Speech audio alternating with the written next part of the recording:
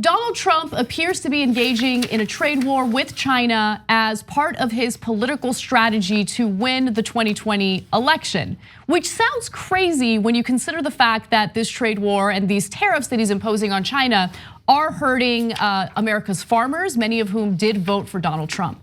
Now, Trump raised tariffs from 10% to 25% on $200 billion of Chinese-made products.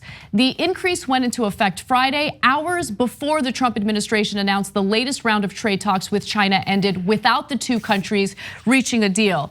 Now, the stock market has already been impacted by this. There was recently a little bit of a rebound, but the trade war is, and anything that makes investors uneasy, of course, is gonna impact the markets. But I don't think that's really the important thing to take away from this story. The important thing to take away is what is motivating and fueling Trump, and what is the impact of what he's doing on Americans.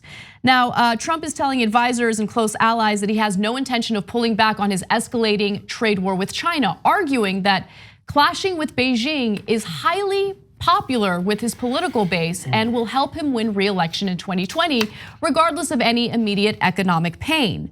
So, look, again, that sounds counterproductive. It sounds like that doesn't make much sense. But if you just take a look at what conservatives and conservative voters have been complaining about for quite some time, there is a little bit of common sense to this. So Trump's defiance is rooted in decades of viewing the Chinese as economic villains and driven by his desire to fulfill a core promise from his 2016 campaign, that he would dramatically overhaul the US-China relationship. I mean, we've heard a lot of fear mongering from China. They're becoming more powerful, and there are legitimate concerns, the fact that they steal intellectual property, things like that. But the way that he's going about it seems to lack any nuance or critical thinking.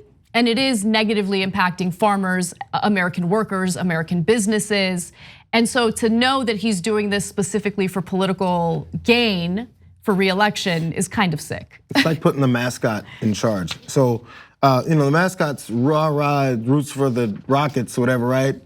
And then, but he's not the one on the bench coaching. Right. He's not the one that's supposed to be putting together the game plan because he doesn't know how to play. He's just there to jump in front of the crowd and shake his bobblehead and make sure that everybody gets excited. That's the basis for our foreign policy now in America. So everything we do as far as from pushing for war to trade wars itself is to just say, hey, we're Americans. They're supposed to take what we give them. And when we do that to them, they're gonna bow down because we're America. No, there's no championship. There wasn't a ring just given out last year. That's not how this works. But if they pose it that way, there's enough stupid people among us that will go with that. Be like, yeah, you know what? We have been, this is what Trump likes to say.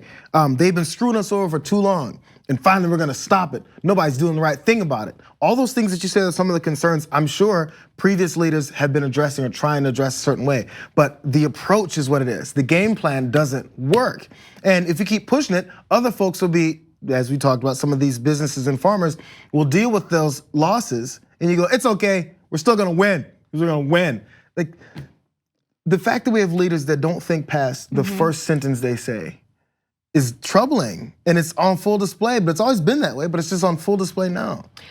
Over and over and over and over, so many of his policies severely negatively impact his core base. So many. We're talking about people who followed him and were so angry about Mexicans at the border potentially losing their land to build this wall. Look at Harley Davidson, look at the Tax Act. Look at their health care. Yes. And now we have this. So many of his policies over and over, they just hurt the people that are wearing these ugly hats and like swearing their lives over to him.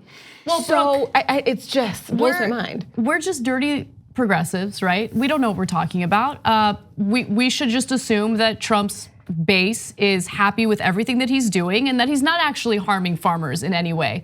Except we have video featuring farmers who are incredibly upset about this trade war, and I want you to hear from them. So let's take a look.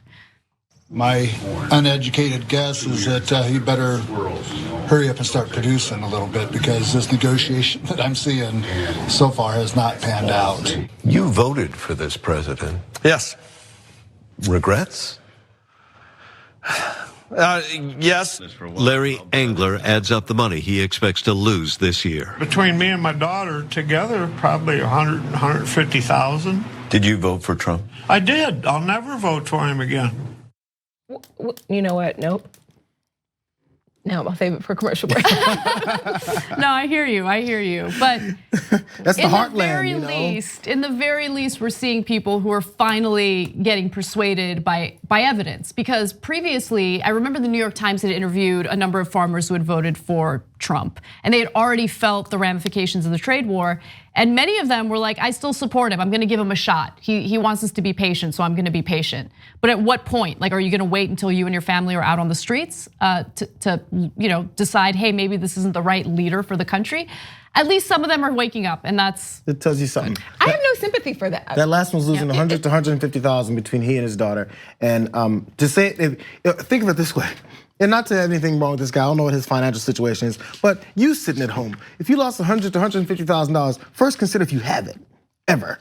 And then if you're losing $100 to $150,000 between you and your daughter and your business, and you're like, not to say this particular, because he said never again, but the other one was like, maybe, because you can afford to somehow. Somehow you're still good after the fact. But think about, so imagine people who make $35,000, $40,000 a year. How much of that percentage that they lost because of policies this president's put in place? How much he touts his economy? But how much have you lost? And then, so we have to continue to be patient to get what? Forget how much money these people lost. Like, you were fine when there were people who were losing their babies. Oh yeah, people whose babies were being put in cages and taken miles and miles away from them. You were fine with that. I have no sympathy, because over and over, along with we see these policies hurt his base, we see people who only care when it affects them personally.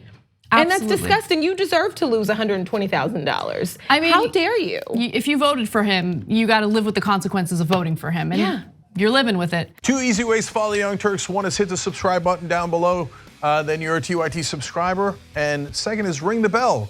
And when you do that on YouTube, you're notified of our videos.